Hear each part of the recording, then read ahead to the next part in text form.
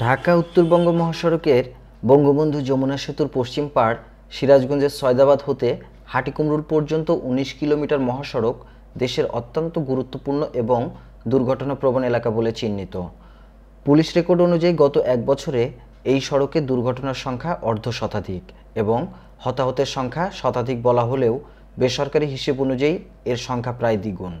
দুর্ঘটনায় আহতদের মধ্যে অনেকেই বরণ করেছেন পঙ্গুত্ব, যাপন করছেন দুর্বিষহ জীবন। আমি মোহাম্মদ দুলাল হোসেন, আমার বাড়ি পাশে জারিলাপুরা বাড়ি।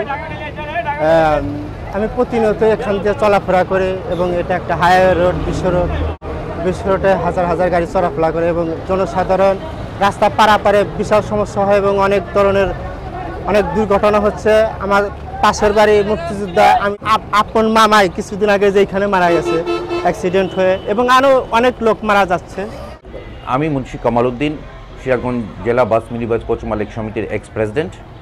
এখানে আমাদের দীর্ঘদিনের দাবি যেটা ছিল সেটা হচ্ছে যে এটা উত্তরবঙ্গে প্রবেশদ্বার হওয়ার কারণে এখানে সমস্ত গাড়ি ঘোড়া মানুষজন যাওয়া আসা ওঠানামা করে এর কারণে, এবং স্কুল সময়ে স্কুলের ছাত্রছাত্রীরা এই দুইটা থানার যাওয়া স্কুলগুলোতে স্কুল কলেজে যাওয়া আসার কারণে এখানে প্রচণ্ড জ্যামের সৃষ্টি হয় এবং প্রতিনিয়ত দুর্ঘটনা ঘটছে। এমতো অবস্থায় আমাদের দীর্ঘদিনের দাবি ছিল এখানে একটা ওভারব্রিজ হওয়ার কথা, ওভারব্রিজের দাবি ছিল। সে দাবিটা ইতিমধ্যেই মাননীয় মন্ত্রী মহোদয় আমাদেরকে আশ্বাস দিয়েছিলেন অতি শীঘ্রই এখানে একটা ওভারব্রিজ দেওয়া হবে, কিন্তু অদ্যাবধি ওভারব্রিজটা না দেওয়ার কারণে প্রতিনিয়ত মানুষ ঝুঁকির মধ্যে চলাচল করছে। কেবলমাত্র চালকদের অসতর্কতা, বেপরোয়া গাড়ি চালানো, রোড ডিভাইডার ও ফুট ওভারব্রিজের অভাবই এসব দুর্ঘটনার অন্যতম কারণ বলে জানিয়েছেন সংশ্লিষ্টরা। বিজি রাস্তা এবং উত্তরবঙ্গগামী বিভিন্ন দ্রুতগামী যে যানগুলা মানে এরা খুব বেপরোয়াভাবে চালায়, যার ফলে কিছু দুর্ঘটনার সম্মুখীন হতে হয়।